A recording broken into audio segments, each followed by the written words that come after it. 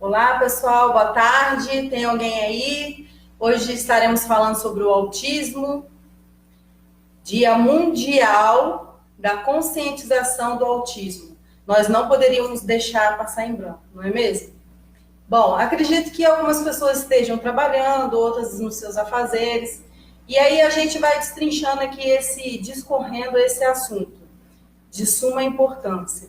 Olá, Pedro, Robson, Orlando, bem-vindo a todos, Francisco e aos demais que vão chegando. Bom, gente, vou estar falando aqui do Dia Mundial da Conscientização do Autismo, né? A gente não poderia deixar passar em branco um dia tão especial para essa conscientização.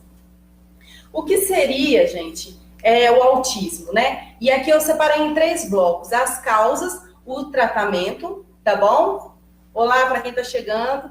Então, separei aqui as causas, os tratamentos e os direitos do autismo, tá? Do autista. Vocês estão conseguindo me ouvir direitinho? Deixa eu colocar aqui para ver se o pessoal está conseguindo me ouvir. Na verdade, vou estar dando uma pinceladinha, porque são vários assuntos, tá certo? Que envolvem o autismo. São os mais recorrentes mesmo, de suma importância, para os pais estarem sabendo, os profissionais envolvidos nessa área, tá certo? Então, vamos falar das causas. As causas em si, a gente fala que é de causa genética, né? É por herança mesmo, tá certo? E o autismo, ele é considerado como um transtorno ou um distúrbio.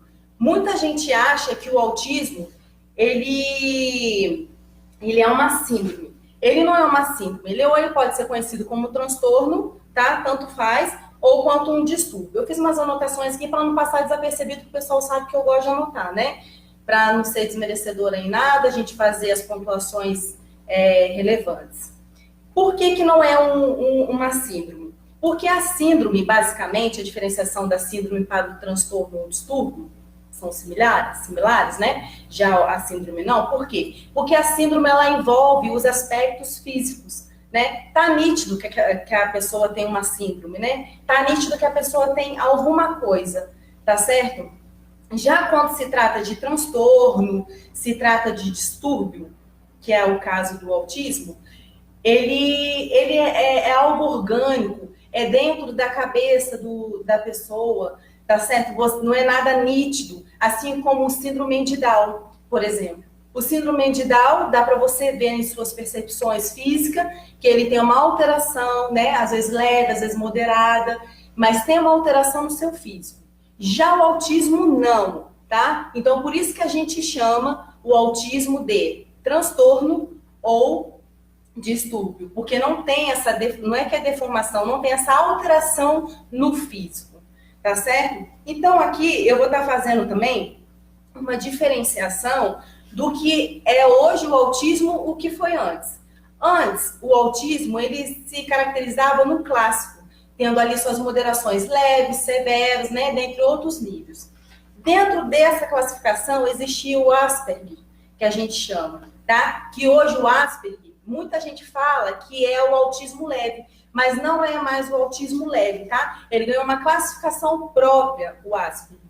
Por quê? A gente vai estar fazendo uma comparação. Por que o Asperger? Porque o Asperger, ele é muito semelhante ao autismo em qual termo? Ele é um autismo leve, então ele pertencia a essa classificação, mas desde 2013 ele ganhou uma nomenclatura própria no sentido de vamos tratar do Asperger de forma separada do autismo, mas há aqueles que ainda chamam o Asperger de autismo leve, tá, gente? Meio que não está errado, porque pertencia a essa classificação, como autismo leve. Mas hoje, como eu havia falado aqui, tá? Desde 2013, a gente trata o Asperger de uma forma mais separada. Vamos estar fazendo aqui um paralelo na diferenciação do autismo e do Asperger. Vamos lá, olha, no que tange a reciprocidade, tá? O autista, ele não tem, ali para os pais, não tem contato visual, o seu comprometimento psicológico é grande. Já no Asperger, não. Ele até conversa com você, tá? Ele não faz acompanhamento visual, mas ele sempre tem aquela distração também ao conversar com você. Só que ele não é tão quanto o autista. O Asperger, ele tem como se diz, ele tem uma diferenciação bem leve, tá? Tanto é que seu aspecto neurológico, ele é normal. Neurológico não, assim, né, no funcionamento da inteligência, é normal, tá? Quando eu falo normal aqui, gente, aí vocês vão dizer assim, Michele, mas eu conheço 1, conheço 2, conheço 5, que não é assim, 20. Quando eu estou tratando aqui, estou tratando na regra, tá? Não estou falando na exceção. Ou seja, então, em sua maioria, o Asperger, ele tem um funcionamento da inteligência normal, tá? Lógico que tem as suas exceções. O autista, ele é muito fácil da gente estar reconhecendo desde muito cedo, né? Se a criança é autista. Por quê? A gente entra ali no processo de diferenciação, né? Eu gosto de dar sempre esse exemplo. O pai colocou o bebê dentro do berço e tem aqueles móveis, né? Aqueles bichinhos que ficam balançando dentro do berço. Aqueles móveis, porventura, eles não estão ali sem propósito. Os móveis, ou seja, aqueles bichinhos que ficam sacudindo ali no berço para dar uma noção de reflexo, de movimento, ele faz o processo de diferenciação, ele ajuda nesse processo de diferenciação. Ou seja, a criança estava dentro da mãe, se percebia como a mãe, no sentido de que ele estava dentro da mãe, ouvia as coisas que a mãe ouvia, se alimentava daqueles alimentos que a mãe se alimentava, e ao sair da mãe, ele começa um processo de diferenciação, ou seja, começa a se perceber alguém além da mãe, ou seja, a mãe é um ser e ele é outro. Então, uma vez que você coloca ali o móvel para ele fazer a percepção, para começar o processo de diferenciação, da criança ver as sombras, da criança visualizar ali o móvel e começar a ver que tem vultos à sua volta, começar a perceber as sombras. Por que eu falo sombra? Porque a criança, ao sair da barriga da mãe, por volta de uns 2 meses, a criança não vê a imagem nítida do pai e da mãe, começa a ver o quê? Os vultos, ter a percepção do ambiente externo. Tudo se dá de forma dentro da maturação biológica, se dá aos poucos, dentro do seu ritmo maturológico, tá certo? Então, esse móvel, uma vez ele vai estar ajudando na diferenciação desse processo. Ou seja, se eu tenho um móvel dentro do berço e eu vejo que o meu filho não tem acompanhamento visual, ou seja, ele não percebe que um movimento vai para cá, um movimento vai para lá. Não no sentido de que ele vai ver nitidamente quando ele sai da barriga da mãe, mas ele não consegue ter essa percepção que tem algo fora dele, que outras crianças, né, entre aspas, que seriam normais, ou seja, que não estaria dentro dessa anormalidade, né, ela perceberia que tem vultos, né, fora dela, tem outros movimentos, tem outros seres. Essa criança autista, ela não consegue fazer esse acompanhamento, tá certo? Agora, uma coisa muito bacana também é quando você se direciona falas para a criança, né?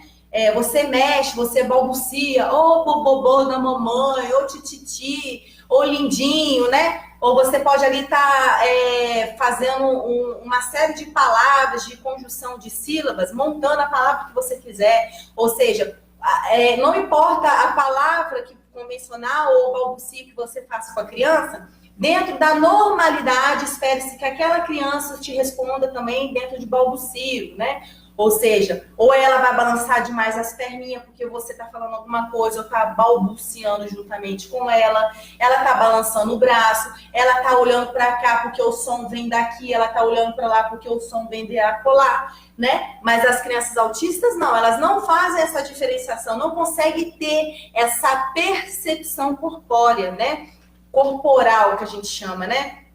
Ou seja, falta ali a compreensão corporal, visual, de estar acompanhando o outro, de estar acompanhando aquilo que está fora dela, tá certo? Eu tenho que ler aqui, que são vários pontos, tá? Então, falamos aqui que o intelecto do autista, ele pode ser variável, tá certo? Já o Asperger, que hoje não se taxa mais como autista leve, a gente até usa essa nomenclatura para ilustrar melhor para os pais, mas hoje o Asperger, ele é tratado de uma forma diferenciada, de uma forma particular ao autista, tá certo? Ele já tem o seu intelecto normal e suas funções normais, né? É uma criança que vai estar falando, construindo palavras, fala no seu momento certo. Lógico, é aquilo que eu falei, aqueles que têm a exceção, mas nós estamos trazendo o que, gente? Como eu sempre trago para vocês, a regra. A regra é que 90%, 95%, vamos dizer assim, né? O Asperger, ele tem o bom funcionamento da sua inteligência, ele constrói a fala dentro da perspectiva certa, né? De idade, vamos dizer assim, né? Que nós entramos também na live anterior, que é a alfabetização, tem todo o processo, maturação biológica, estímulo, né? Mas, ressaltando aqui, o autista, então, ele tem um intelecto variável e o Asperger tem um intelecto normal. Por quê? Por que a gente fala que o autista ele tem um intelecto variável?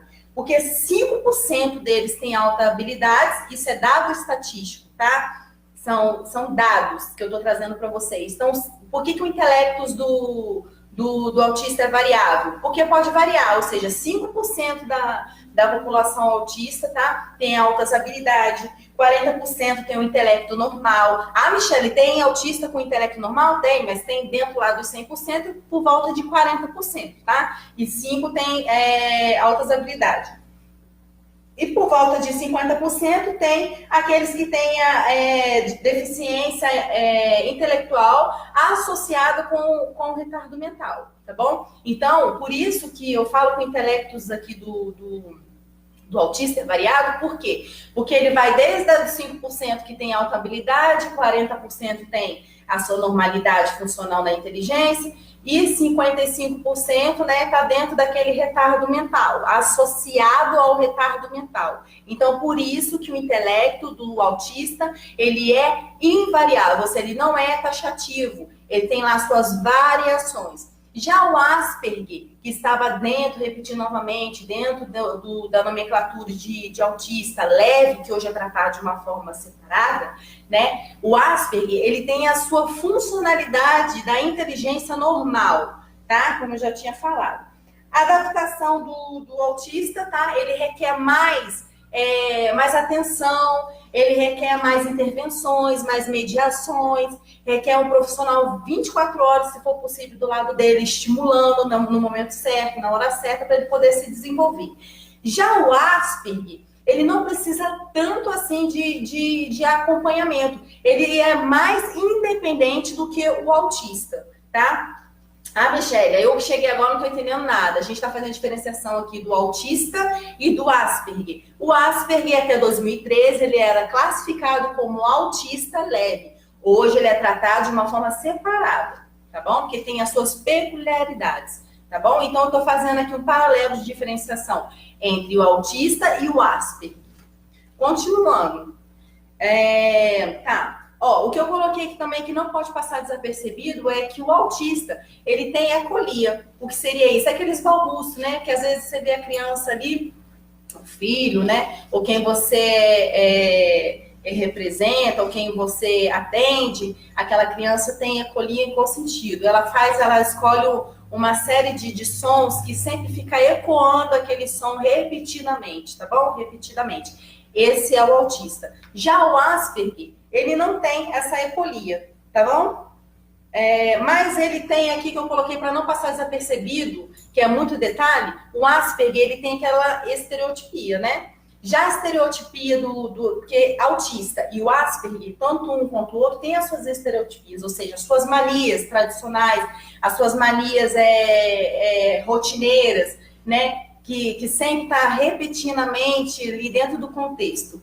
Já o Asperger, a sua estereotipia não é, por exemplo, o autista. Se você der um brinquedo para ele, um exemplo, tá, gente? Ele vai pegar aquele brinquedo, aquele carro, e ele não vai dar a função certa para o brinquedo. Ele não vai pegar a posição do carro e fazer como se o carro estivesse correndo. Ele vai passar no corpo, ele vai lamber, ele vai cheirar. Ou seja, o brinquedo na mão do autista perde um pouco da funcionalidade do que é brinquedo. Ele pega o brinquedo e faz mais uma análise sensorial daquilo. Tá bom? Ele não tem não passa a funcionalidade certa para o brinquedo. Por quê? Porque ele não consegue compreender o que está muito à volta dele sem o estímulo certo, né? Então, não consegue acompanhar. Então, ele perde a função dos brinquedos. Então, não saindo daquilo que eu estava falando da ecolia, né? Então, a criança pega o o brinquedo e ele faz sons repetitivos com o carro, né? Enquanto o Asperger, ele consegue fazer brum, brum, brum, que é o barulho do carro, o autista fica só rodando a roda do carro, ele cheira, ele passa pelo corpo do carro, ele não tem aquela percepção de que o carro é para andar, né? Ele não tem aquela percepção de que o barulho do carro é né? Vocês podem estar rindo aí, mas é desse jeito, tá bom? Eu tenho que estar ilustrando para ficar bem claro para vocês. Mas o que eu posso falar aqui? É muito legal também a gente estar falando que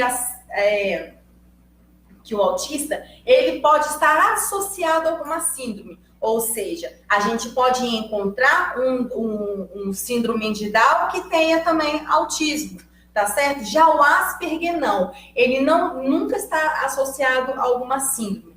Bom, até hoje não foi se descoberto que o Asperger, ele está associado a alguma síndrome, tá? Então, o meu filho é síndrome de Down, Michele, mas foi também diagnosticado como Asperger? Não, tá? O seu filho é síndrome de Down, mas autista, se for o caso, tá? Então, o que a gente tem que fazer aqui a menção, relembrando que o Asperger, ele nunca está associado a alguma síndrome, tá certo? Ele não se associa a alguma síndrome.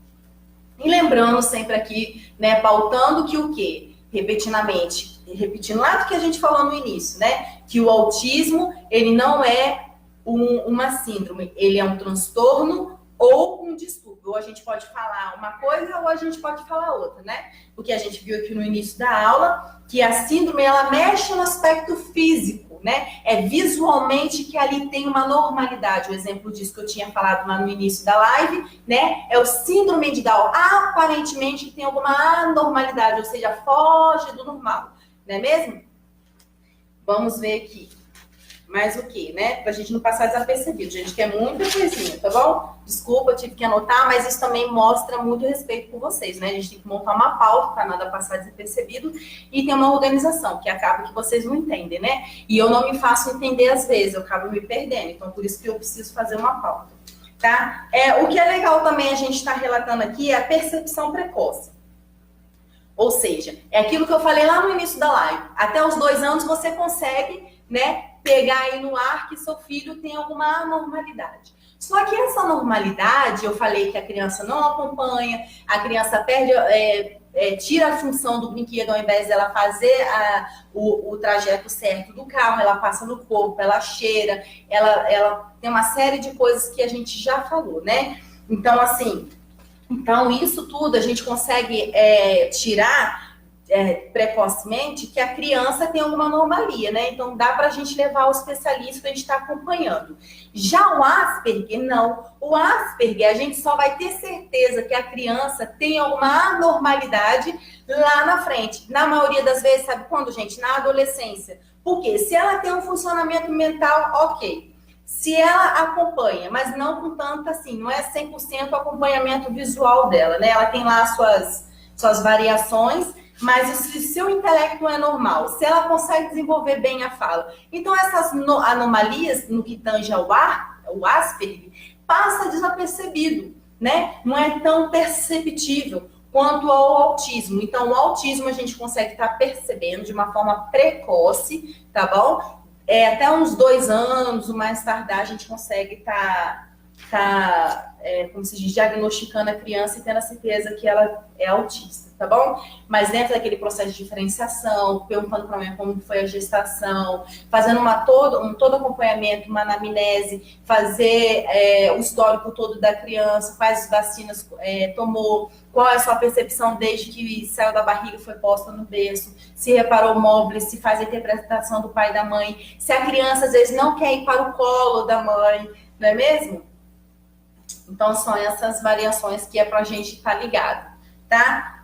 Então, quanto à percepção do autismo, então, aqui ela é precoce, e no Asperger, ele é tardio, né? Como eu tinha falado, que a gente só consegue diagnosticar lá na adolescência, em sua maioria das vezes, tá?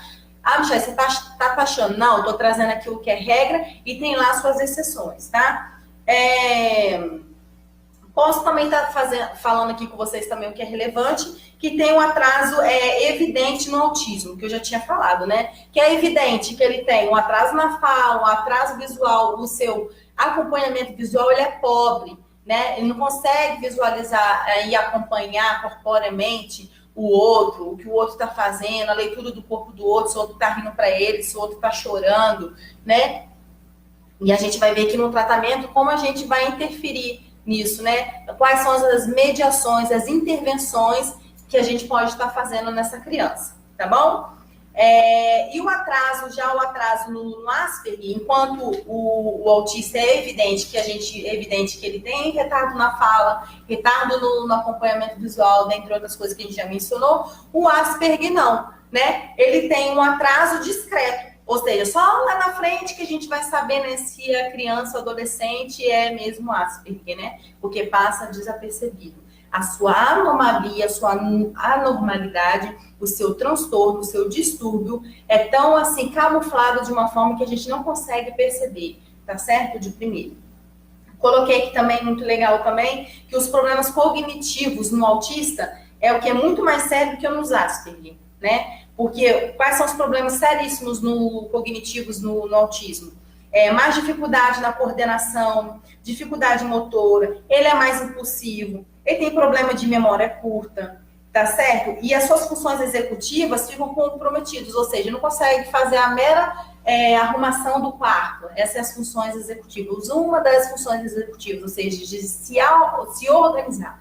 Organizar por dentro, organizar o ambiente, e não consegue fazer essa percepção. Já para a coordenação psicomotora, eu sempre recomendo uma reorganização neurológica. O que seria isso? Lá dentro do tratamento eu vou estar falando isso, vou estar repetindo. É os pais, tá certo? Fazendo acompanhamento em uma clínica onde tem fonoaudióloga, terapeuta, pedagogo, psicólogo, eu vou estar dizendo qual a função de cada um, tá? Neurolinguista, psicopedagogos, para estar fazendo acompanhamento. Essa reorganização neurológica que eu falo aqui, ela faz toda reorganização. O próprio nome já disse, reorganização neurológica, ou seja, você vai fazer uma reprogramação, uma reorganização dentro da criança.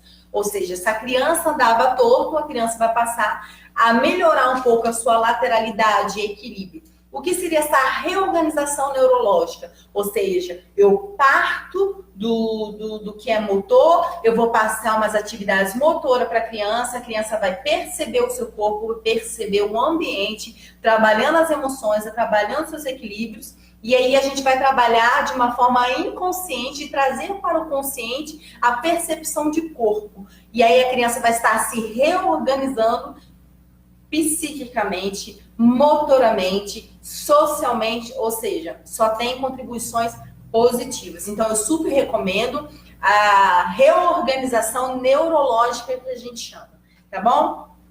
Então, já o Asperger, não. Ele tem uma leve dificuldade, né? Tudo dele é leve. Leve dificuldade em ler e escrever, leve dificuldade na interpretação social do outro, tá bom? Ele lê mais cedo, né? Ou seja, dentro ali da estimativa de que a criança de 7 anos, né? Saindo ali dos 6 anos, hoje é a alfabetização de 7 anos, já esteja melhor saindo da alfabetização. Lembra que nós falamos também lá no vídeo sobre a alfabetização, que a gente não deve taxar as crianças na alfabetização, não meramente as crianças saem da classe de alfabetização, que elas já saem já alfabetizadas, não, é um processo de maturação biológica, a gente passa ali os procedimentos de técnica de ler o mundo, e é por isso que a gente primeiro entra nessa ordem de ler e escrever. Então, primeiro a gente lê o mundo, depois a gente escreve. Tá certo? Depois a gente faz a representação de número no papel, faz a representação de letra no papel. Então, primeiro a gente lê o mundo e depois a gente escreve. Tá certo? E a criança Asperger, ela consegue fazer isso desde muito cedo, ou seja, ela consegue fazer quase na idade certa, mesmo que se espera que uma criança normal, em qual sentido, não está dentro dessas anormalidades, tá, gente? Porque normal ninguém é, né? Nem eu sou normal, né? A gente tem ali os nossos transtornos, as nossas fobias, as nossas frustrações, são coisas que a gente tem que trabalhar na terapia, na psicanálise, não é mesmo? Todos nós temos que nos perceber, tá certo? Bom, essa parte aqui eu já falei. É legal estar fazendo uma pauta aqui que eu demonstro o respeito por vocês, que tem uma ordem, né, cronológica, uma ordem certa para a gente poder estar falando ali sobre o que tange ao autismo. Isso, ao mesmo tempo, também mostra respeito por você que está aí do outro lado nos assistindo, tá bom? Por isso que é muito importante a pauta. O legal aqui também de eu estar falando sobre avaliação. Aqui eu já entro no que tange ao tratamento, que eu tinha separado ali as causas, tratamentos e os direitos do autista, tá? A avaliação, o que acontece na avaliação? Quando você tem uma suspeita, tá, gente? Quando você tem uma suspeita de que seu filho, seu sobrinho, ou aquela criança que você está atendendo na escola, está se relacionando, tem autismo, você suspeita disso, o que você vai fazer? Você vai levar ele a uma clínica. Clínica essa que tem acompanhamento integral, de uma forma holística, vai trabalhar de forma integral essa criança. O que seria? Tem acompanhamento fonoaudiólogo, fonoaudiológico, tem psicopedagogo, tem terapeuta, tem pedagogo, tá certo? E aí você vai estar levando essa criança. Não aceite profissionais que taxem de primeira que a criança tem autismo, tá certo? Eu atendo há 12 anos, tá? Eu não sou médica, eu não sou psicóloga, sou terapeuta, pedagoga e terapeuta. Fiz magistério, fiz pedagogia e as minhas especializações são em terapias. Ou seja, eu tenho linguística também. Ou seja, eu atendo essas crianças há 12 anos, mas eu nunca falei com os pais de forma taxativa, por mais que seja aguçada a minha percepção, dei diagnóstico para os pais de primeira. Profissional bom, capacitado, nunca dá diagnóstico de primeira para os pais, se atente a isso, tá certo? Esses que dão diagnóstico de primeira, tá taxando o seu filho na maioria das vezes. Lógico, né, que é aquilo que eu falo, a gente sempre traz a regra e as exceções. Claro que tem aqueles profissionais que são muito bons, muito perceptivos, que conseguem já de primeira já pegar, né, se a criança realmente se cabe ali dentro do autismo. Só que como se diz, a gente tem que ter um certo cuidado, né? É muito minucioso a gente chegar para o pai e falar que a criança tem autismo, né? A gente precisa ter certeza. Uma coisa é a gente desconfiar, porque a mãe desconfia lá desde a casa, né? Que a criança tem uma certa normalidade, a sua percepção, a sua leitura de corpo, aquilo tudo que nós falamos, né? Se enquadra dentro do autismo. Outra coisa é a gente trazer essa criança para a clínica, tá fazendo todos os procedimentos, tá? E a partir da 4ª sessão, mais ou menos, a gente vai dar o diagnóstico certo para o pai, tá certo? Bom, na clínica que eu trabalho e eu trabalhei, a gente sempre dá a partir da 4ª sessão de terapia, tá? Porque aí a criança faz a percepção com o fonoaudiólogo, faz a percepção lá com o psicólogo, com o terapeuta, com o psicopedagogo, com o neurolinguista, com vários profissionais, tá? E aí a gente dá o diagnóstico fim para o pai, ou seja, né? Traz, na verdade, ele pra gente, faz essa percepção de que o filho dele precisa de aceitação, precisa de tratamento. Então, o processo de aceitação, gente, não é o pai levar a criança até a uma clínica e já dizer, ó, seu filho é autista porque ele roda a roda do carro. Não, gente, se ele roda a roda do carro, porque às vezes a criança gosta de brincar daquela forma, é igual taxar a criança quando escreve de preto, né? Bom, a criança desenhou de preto, então a criança é psicopata. Rabiscou demais de preto, dentre outras cores, a criança só escolheu o preto. Então, a criança tem algum problema mental. Não é, né? Às vezes, o preto é a única cor que ele consegue ali na correria de todos os colegas, de todas as cores, ele pega só o preto. Então, não é porque a gente vê algo conciliado ao que a gente lê, o que a gente percebe, que a gente tem que taxar a criança. Então, tem que ter cuidado, tá? Dentre uma causa e outra, vocês pais, no sentido de vocês pais, podem taxar o filho de vocês como autista. Então, por isso que eu tô falando, ter cuidado com esses profissionais que já taxam de primeira que o filho de vocês tem autismo, tá? É necessário de 3 a 4 sessões para começar o diagnóstico de autista, tá certo? Para passar ali por todos os profissionais, tá? Eu achei muito legal também tá listando aqui. Tá. Michele, o que o psicólogo vai estar fazendo? O psicólogo ele vai estar trabalhando, vai estar analisando uma escala diagnóstica, ou seja, o que eu tenho que desenvolver naquela criança, o que se pretende é desenvolver, e no final, o que eu desenvolvi nessa criança. O terapeuta, por sua vez, ele vai estar fazendo ali um mapa sensorial. Esse mapa sensorial, que na verdade eu faço como terapeuta, eu acho muito bacana. Por quê? A gente trabalha ali a psicomotricidade, tá? É aquilo que eu falei, que é a reorganização neurológica, trazer a criança para a psicomotricidade, que a gente chama. Fazer o reconhecimento de corpo, porque a gente lê o mundo a partir daquilo que nós sabemos da gente. Então, a criança tem que se auto-perceber dentro daquele contexto, dentro daquele mundo, auto-posicionar, conhecer suas emoções, suas manifestações, através de balbucio, através de movimento, através de gritos, né? Reconhecer as emoções, o universo das emoções que são trazidas. Então, a terapia ajuda nesse mapa sensorial, na psicomotricidade, no estímulo sensorial, interpretação do autoconhecimento, como eu já falei. E o legal aqui também do terapeuta, também na clínica, que eu coloquei aqui também, é conhecer as emoções. Ou seja, o João chega para mim e começa a fazer pirraça, né, dentro do autismo, porque ele não consegue se manifestar da forma com que ele gostaria, né? Porque ele não percebe o outro, ele não sabe se o outro está percebendo ele dentro daquela ordem, até que isso seja organizado dentro dele.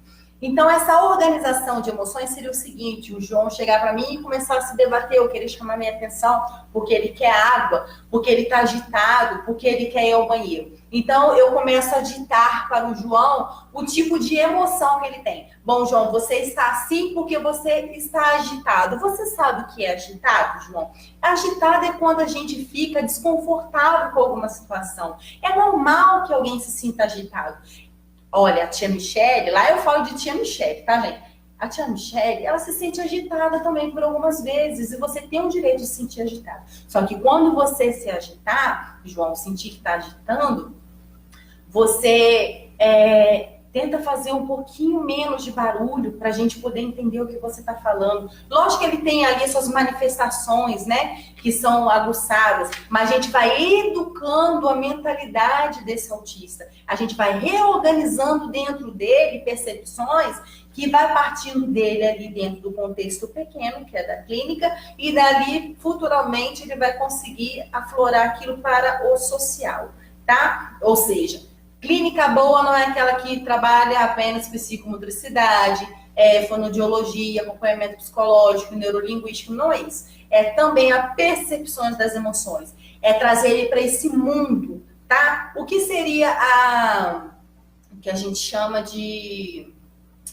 agora me fugiu o nome, né? Quando a gente quer inserir a criança ali. A gente tem que trazer o quê? Que nem, por exemplo, a gente quer adaptar o deficiente, né? Que usa roda.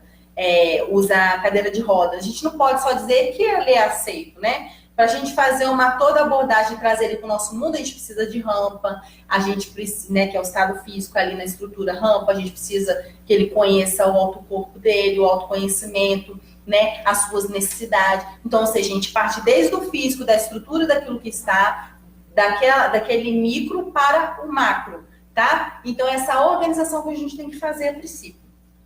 Fonoaudiólogo. Fonoaudiólogo vai estar fazendo acompanhamento de fala, respiração. Então, como a criança autista ela tem tem mais dificuldade, né, no desenvolvimento da fala, ela vai estar fazendo os procedimentos certos com o fonoaudiólogo de respiração, né, de acompanhamento ali do que é leitura, do que é escrita, né, acompanhado também com o pedagogo. O pedagogo é muito interessante, deve estar trabalhando conciliado com o fonoaudiólogo, tá? Eles trabalham sempre muito junto, esses dois, tá? No que tange respiração e fala, tá certo?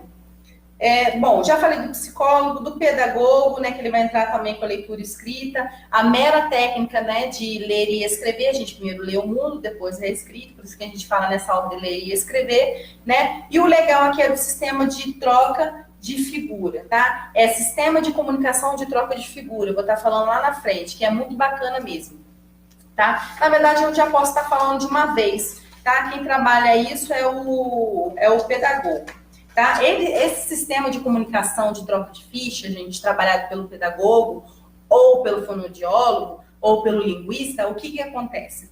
Ela tem uma, não é que é uma regra, ela tem uma, como se diz, uma escala de acontecimento, que a gente vai percebendo como a criança vai se percebendo dentro daquele sistema de comunicação. Porque se é uma criança que se debate muito, né, que o autista é assim, ele se manifesta dessa forma, até que suas organizações neurológicas estejam, né, mais acentuadas, mais trabalhadas, essa forma dele se expressar tende a melhorar, né, ele se autoconhecendo, conhecendo as suas emoções, a tendência dele ficar mais calmo, a tendência dele ficar mais relaxado, se compreender é maior. Então, esse sistema de ficha, ela parte da percepção da criança, ou seja, primeiro, a gente tem várias, né, escala aqui de sistema de ficha, de comunicação por troca de ficha, que é a PEX, que a gente chama. Então, como que a gente começa ali? Primeiro, introduz na criança ali uma única figura. Aquela figura ali que representa uma mão pegando um objeto. Eu sempre trabalho com essa figura, que seria o quê? Quero beber água, quero ir ao banheiro, quero isso, quero aquilo. Então, a criança vai trabalhar ali comigo durante uma semana, vamos supor, uma semana e meia, com aquela única figura, quero, tá certo?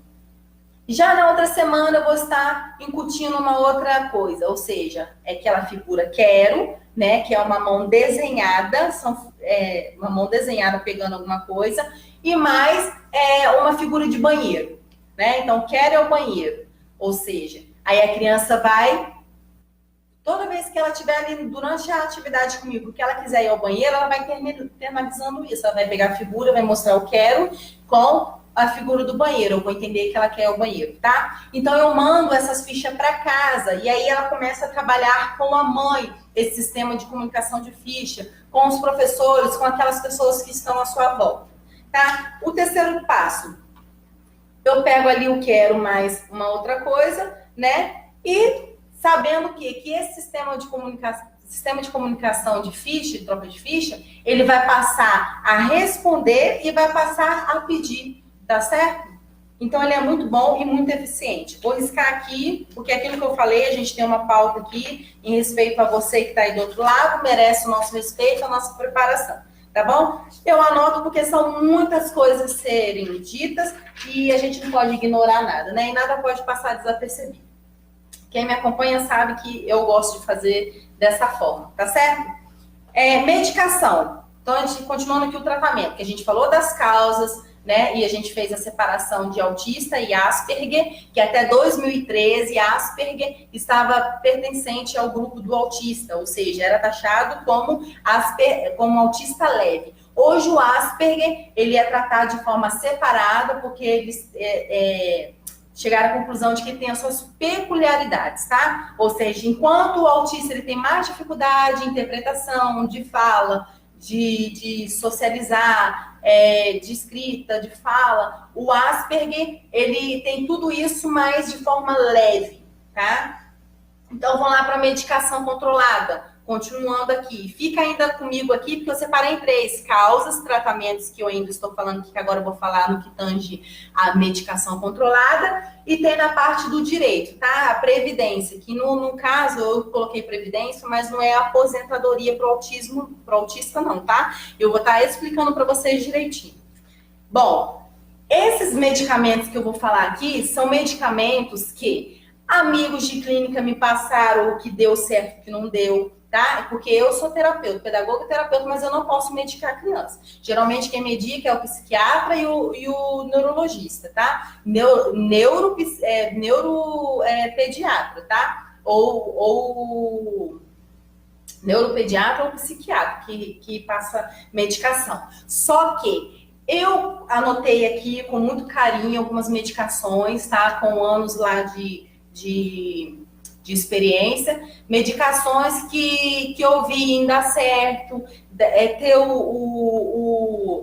como se diz, o efeito colateral não muito legal. Então, eu fui listando para vocês, tá bom? O que eu fui lembrando aqui, olha, o Abilif, ele parece que os sintomas vão embora, mas ele camufla, ou seja, a criança toma o Abilif, fica até dopado, você acha que passa aquela agitação, né? Mas ele vem camuflando, ou seja, depois que a criança toma o Abilif, camuflou um pouco a agitação, mas depois vem pior, tá? A hiperatividade. Esse é o Abilif, lembrando que eu não medico, tá? Não sou psicóloga, não sou psiquiatra, se bem que psicólogo não passa medicação para ninguém. Eu não sou eu não sou neurologista, nem neuropediatra e nem psiquiatra. São esses três: neurologista, psiquiatra e neuropediatra. Esses três só que podem, como se diz, medicar. Não medico, só estou listando, novamente falando, porque senão vão dizer que eu estou medicando criança. Não é isso. Listei aqui, por carinho por vocês, para dizer o que funciona, o que não funciona, em experiência de consultório, do que as crianças, que os pais chegam falando comigo e as demais atendentes, tá bom? Então, a Abilif, ele camufla, então, a hiperatividade. A gente acha que a criança está mais, como se diz, mais controlada, mais, como se diz, mais calma, mas depois vem aquela euforia, aquela hiperatividade mais acentuada, ou seja, ele, né, tem esse efeito aí, aparentemente bom, mas não é, tá? Esperdal. O esperdal dá muita fome, tá? É aquela criança que você dá um esperdal para ele e ele volta só comer o reboco da parede da casa. São experiências que me passaram, tá? E eu pesquisei também e é isso aqui mesmo que dá mesmo na criança. Lógico que é aquilo que eu te falei, que eu não sou um dos três: psiquiatra, não sou neuropediatra, tá? E nem neuro, tá? Sou pedagoga terapeuta, então eu não medico criança. Ou seja, eu estou dando aqui palpites de remédio. Por quê? Porque você tem que analisar o perfil, tá certo? Genético do seu filho. Ou seja, você tem que falar para o seu médico do seu filho, se aquele remédio está dando algum efeito colateral para o seu filho, tá certo? Você tem que estar perceptível a isso.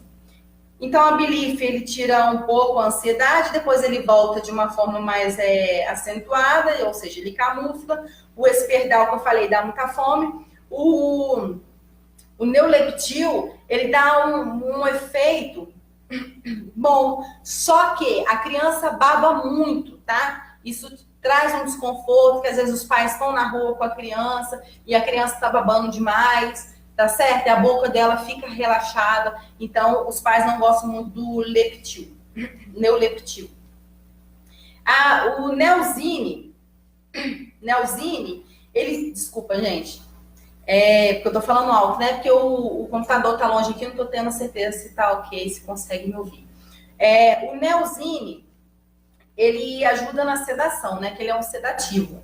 Ele ajuda na hiperatividade. Os pais adoram o Neosine, tá bom? Pelo que eu vi lá na clínica, pelo que eu já ouvi, para constatar realmente se dá certo, tem dado certo, tá? Os pais gostam muito do Neosine. Gente, eu tô com uma rinite alérgica, vocês até me desculpem, que eu tô coçando aqui toda hora o nariz. Fica até inadequado, mas tô tossindo demais e coçando o nariz. Então, eu peço desculpa para vocês, tá bom? A melatonina também os pais têm gostado bastante, tá? Por quê? Porque a melatonina é o hormônio do sono. Então, quando a criança toma a melatonina, ela desperta, né, mais o hormônio do sono, né? Então, a criança tende a descansar no horário certo, tende a dormir bem, tá?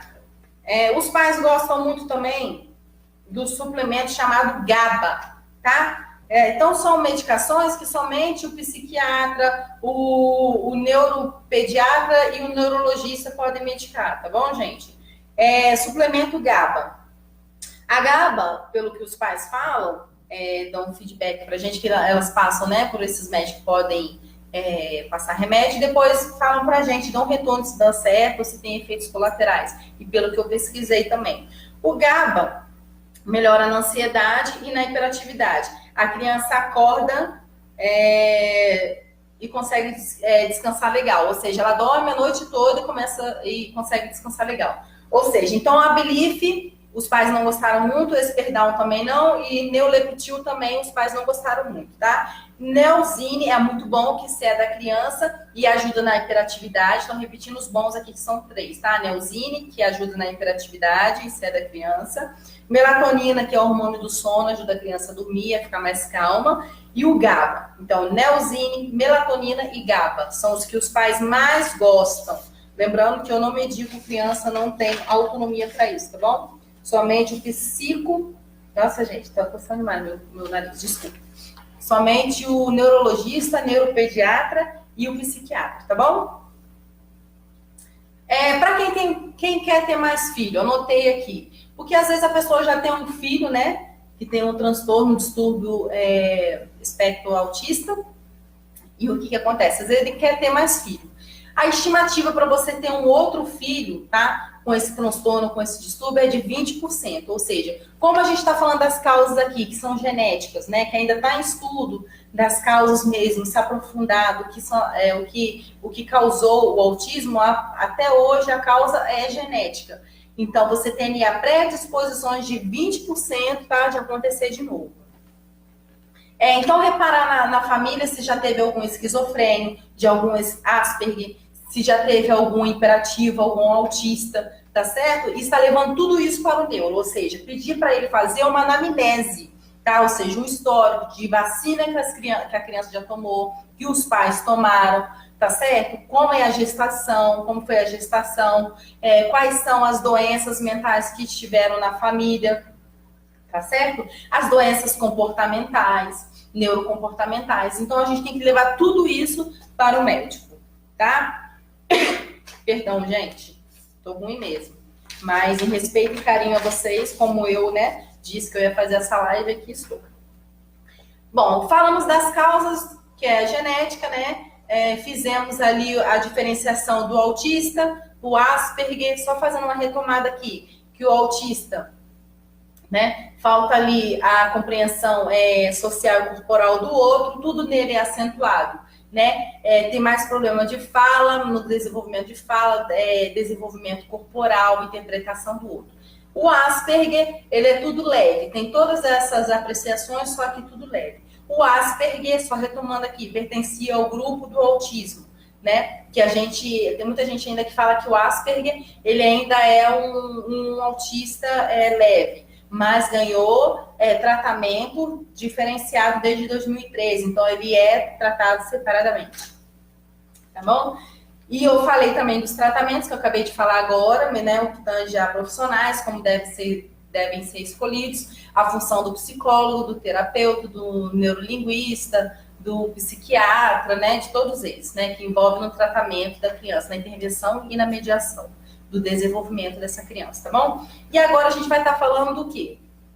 Vai estar falando dos direitos, que eu achei muito interessante, estar passando também os direitos para os pais também que não sabem, ou, né, que passa desapercebido esse direito do autista. O que acontece? O autista, ele é considerado hoje em dia também um deficiente, né? Lógico, ele é deficiente em alguma coisa, ou seja, ele traz certa anomalia, certa anormalidade. Vocês sabiam que quando a gente fala de deficiente, parece que esse nome pesa.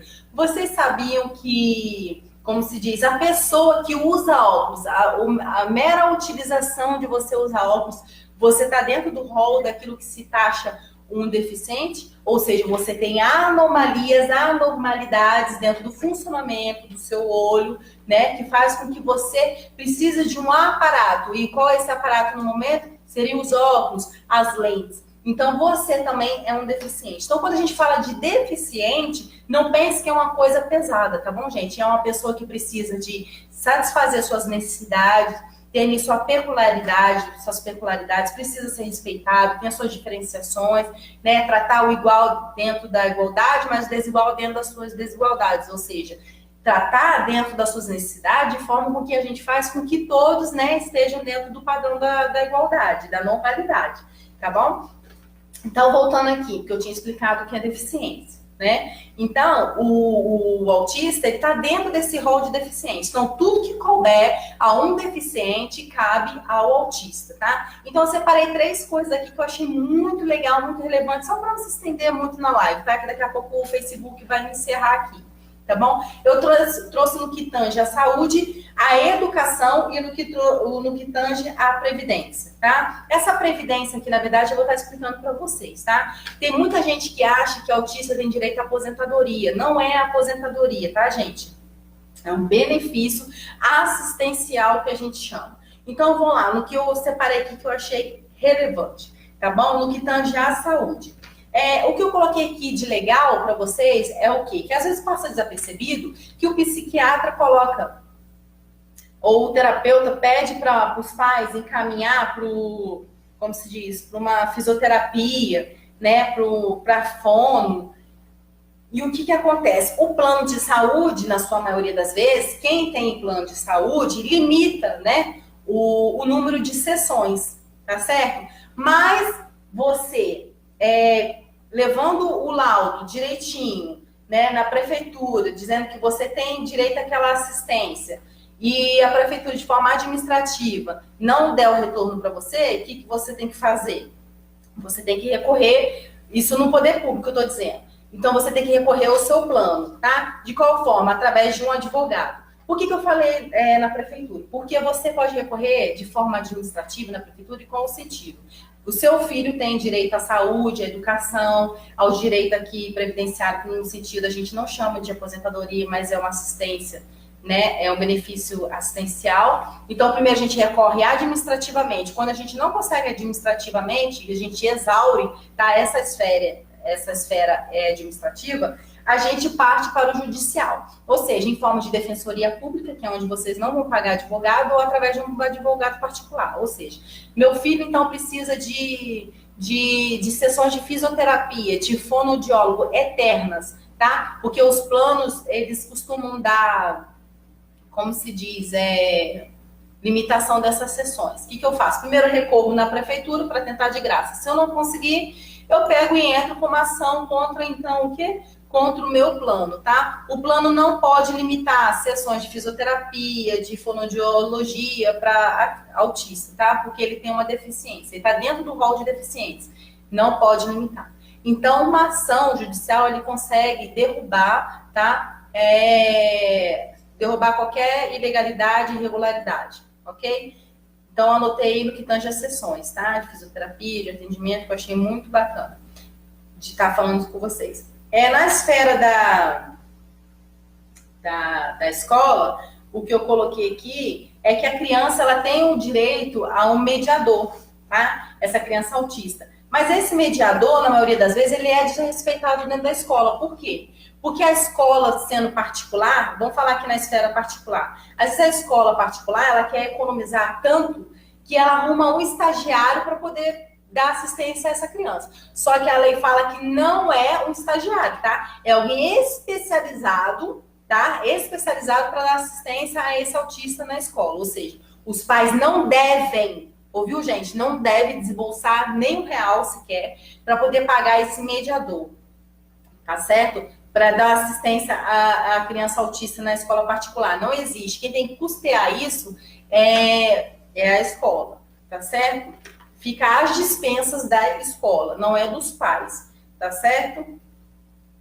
E, Michele, meu filho não estuda na rede particular, na rede privada. Como que eu faço na esfera da prefeitura? Você vai juntar o laudo direitinho, tá? E psiquiatra, do neuropediatra, né? E mais a escola também, a declaração da escola, tá? E vai levar lá na Secretaria de Educação. Se de tudo nessa esfera administrativa você não resolver, o que você vai fazer, mais uma vez?